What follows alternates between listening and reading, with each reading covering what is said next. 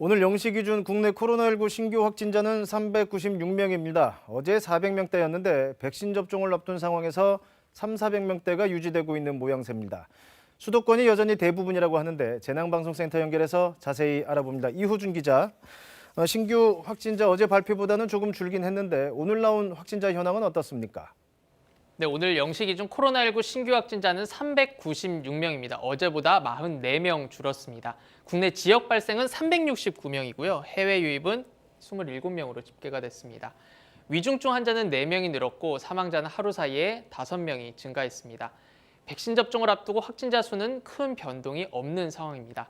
지역별 현황을 한번 살펴보도록 하겠습니다. 경기가 많은데요. 132명으로 가장 많고 그다음에 서울이 114명을 기록했습니다. 인천이 22명입니다. 수도권 확진자는 모두 268명으로 국내 지역 발생 환자의 70%가 넘습니다.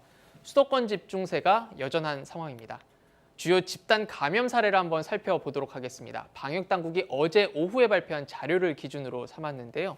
먼저 경기 남양주 플라스틱 공장은 확진자가 5명 늘어서 누적 확진자 184명이 됐습니다. 또 경기 용인의 요양원과 어린이집 관련 확진자도 3명이 늘어나면서 총 35명으로 늘었습니다. 충남 아산의 보일러 공장 관련 확진자도 10명이 늘어서 누적으로 183명을 기록했고요. 이번 주 월요일 첫 확진자가 나온 광주광역시 서구의 콜센터에서도 누적 확진자가 25명까지 늘었습니다. 이렇게 공장, 어린이집과 같은 일상 속 감염에 요양원과 콜센터 등 취약 지역에서의 감염이 계속 이어지고 있습니다.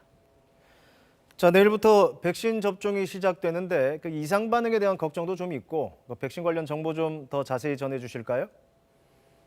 일단 오늘 새벽 5시 50분부터 전국 1,900여 곳으로 백신을 배송하고 있습니다. 전국 요양병원 1,600여 곳과 보건소 250여 곳으로 늦어도 오늘 오후까진 백신 배송을 마칠 계획입니다. 울릉도에 내일 도착할 것으로 보입니다. 내일부터 백신을 맞는 1차 우선 접종 대상자는 만 65세 미만, 요양병원과 요양시설 입소자와 종사자로 모두 28만 9천 명이 규모입니다. 백신 접종 이후에 이상 반응을 걱정하시는 분들도 많으실 겁니다. 어제 예방접종과 관련해서 설명회가 있었는데요. 내용을 한번 살펴보도록 하겠습니다.